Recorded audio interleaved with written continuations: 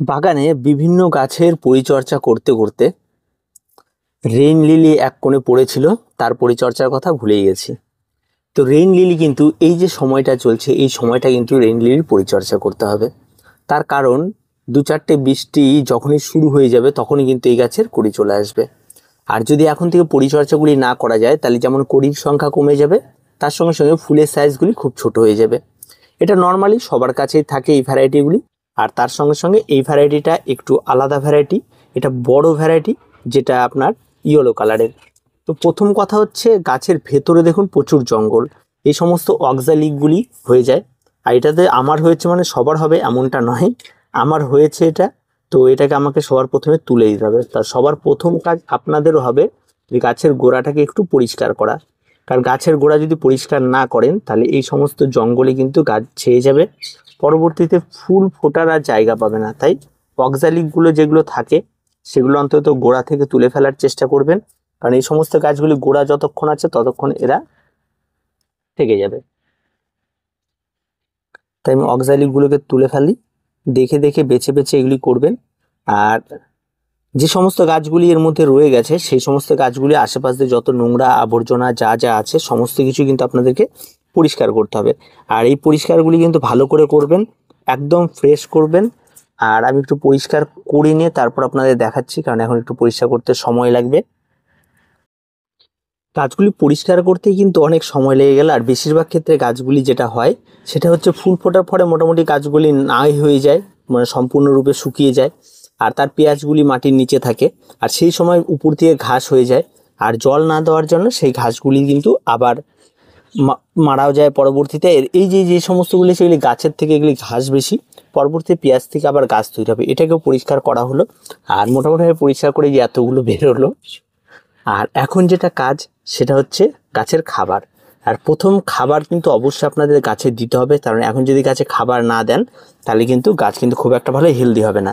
আর পরিষ্কার করতে গেলে এরকম 2-4টে পেঁয়াজ উঠে যাবে। আর এটা যেহেতু হাইব্রিড, তো এটাকে যদি আপনারা আবার তুলে 2-3টা পটে আলাদা আলাদা করে ফাঁকা ফাঁকা করে লাগাতে পারেন তাহলে আরও অন্যান্য পটেও হয়ে যাবে। পেঁয়াজগুলিকে এখান থেকে ধরে টান দিলে কিন্তু উঠে চলে আসবে এবং আলাদা হয়ে যাবে। তেমন কোনো কঠিন কাজ নাই চারা তৈরি করা। এতে এই যে এটা একটা চারা, এবার এগুলিকে আলাদা আলাদা জায়গায় যদি লাগিয়ে দেওয়া যায় সেখান থেকে আবার নতুন নতুন গাছও তৈরি হবে।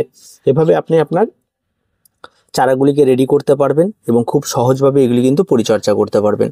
তেমন কিন্তু কোনো কঠিন কোনো কিছু নেই। আর একটা বিষয় দেখতে হবে, খাবার এই সময় কি করতে হবে, গাছে ভার্মি কম্পোস্ট প্রয়োগ করতে হবে, শিংকুচি প্রয়োগ করতে হবে। আর যেটা করতে হবে সেটা হচ্ছে হাড় গুঁড়ো করতে হবে। এখানে শিংকুচি প্রয়োগ করার কোনো প্রয়োজন নেই। আর এই 3টে খাবার আমরা প্রয়োগ করে প্রত্যেকটা গাছের জন্য ঠিক 1 চামচ করে আপনার ভার্মি কম্পোস্ট যেটাই প্রয়োগ করবেন সেটা চারদিক দিয়ে ভালো করে ছিটিয়ে ছিটিয়ে দেবেন। দেখবেন গাছের গোড়ায় প্রচুর ফাঁকা রয়েছে এবং সেই ফাঁকার মধ্যে তারা একটু ঝাঁকিয়ে ঝাঁকিয়ে দেবেন, সে ঠিক জায়গায় জায়গায় পৌঁছে যাবে। ঠিক একই রকমভাবে 1 চামচ মতো আপনারা এখানটায় মোটামুটিভাবে নিমখোলটাও ঠিক তাই ভালো করে ঝাঁকিয়ে ঝাঁকিয়ে দেবেন, দিয়ে একদম গোড়ায় পৌঁছে দেবেন। আর এই খাবারটি এই সময় একটু খুব দরকার। আর হাড় গুঁড়োও ঠিক তাই। এই গাছে তো আর নিড়ানি দেওয়া যাবে না, যেগুলো ঘাস টাস পরিষ্কার করার সেগুলি ভালো করে পরিষ্কার করে এই খাবারটি দিয়ে এখন আপাতত রেখে দিতে হবে। আর তেমন কোনো কিছু লাগবে না এই সমস্ত গাছগুলিতে। আর খুব সহজ পরিচর্যার গাছ। যেটা মূল কথা সেটা হচ্ছে গাছকে সানলাইটে রাখতে হবে। এখন কিন্তু গাছকে জল দিতে হবে আর গাছকে কিন্তু রোদে রাখতে হবে। যদি আপনি মনে করেন যে না আমার কাছে খাবার দেওয়া হয়ে যাচ্ছে, আমি অন্ধকারাচ্ছন্ন জায়গা বা ছায়া এক কোণে ফেলে রাখবো, তাহলে কিন্তু গাছে কিন্তু ফুল ফুটতে লেট হবে। তাই ফুল যদি তাড়াতাড়ি চান 1-2 বৃষ্টির পরে, তাহলে কিন্তু গাছে এখন খাবার দিয়ে আপনাদেরকে রোদে রাখতে হবে। এটা কিন্তু কোনো ইনডোর প্ল্যান্ট নয়, ফুল সানলাইটের গাছ। আর এই গাছে ফুল কিন্তু একবার না বারবার করে ফুটবে, একবার এক লট ফুটে যাবে আবার ফুটবে। আর তার জন্য বারবার করে একবার করে ফুটে যাওয়ার পরে কিন্তু আবার যে এই পরিমাণ খাবার আপনাকে গাছে আবার ব্যবহার করতে পারবেন।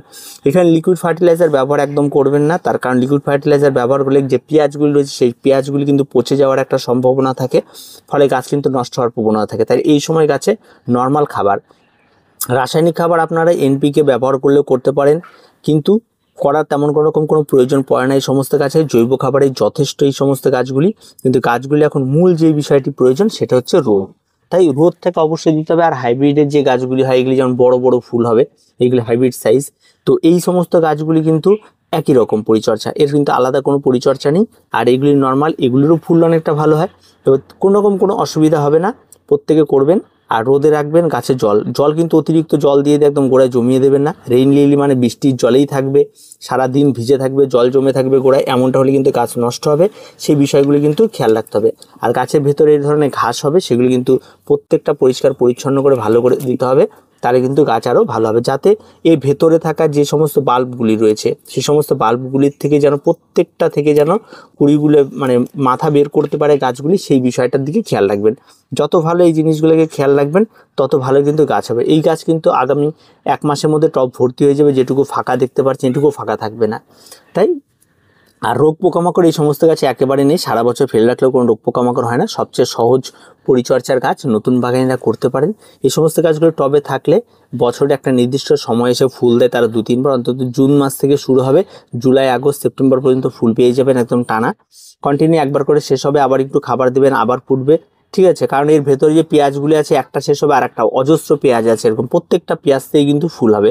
তাই ভয় পাবার কিছু নেই সমস্ত কাজগুলি নিয়ে। যারা এখনও করেননি তারা তাড়াতাড়ি একটু করে ফেলুন, তাতেই যথেষ্ট। আর তেমন কোনো পরিচর্যার এখানে কিছু নেই রেইন লিলি, খালি এই সময়টা থেকে একটু গুরুত্বপূর্ণ সময়, এই সময় থেকে এদেরকে একটু দেখুন এবং গাছগুলিকে একটু পরিচর্যা করুন, তাহলেই দেখবেন হবে। আর পরবর্তীতে যদি অনেক লেটে গিয়ে করেন তাহলে যেটা হয় সেটা হচ্ছে গাছে লেটে গিয়ে পরিচর্যা করলে যেটা হবে সেটা হচ্ছে অনেকটা লেট হয়ে যাবেন, ফুল পেতে লেট হবে, গাছ অনেক জঙ্গলে ভরতে হবে। এখন যেহেতু গরম পড়ছে ঘাস খুব তাড়াতাড়ি বেড়ে যাবে, ফলে গাছ কিন্তু আর পরে সেইভাবে আর গ্রো পাবেন না, ঘাস আপনার সব খাবার খেয়ে নেবে। তাই প্রতিনিয়ত এখন থেকে আপনার পরিচর্যা কিন্তু স্টার্ট হলে যখনই কোনো ঘাস বা কোনো কিছু দেখবেন সেগুলিকে উঠিয়ে ফেলতে হবে।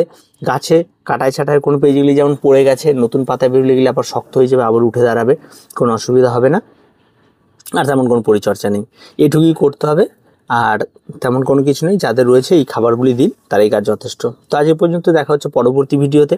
প্রত্যেকে ভালো থাকবেন, প্রত্যেকে সুস্থ থাকবেন, আর চ্যানেলটিকে অবশ্যই সাবস্ক্রাইব করে রাখবেন।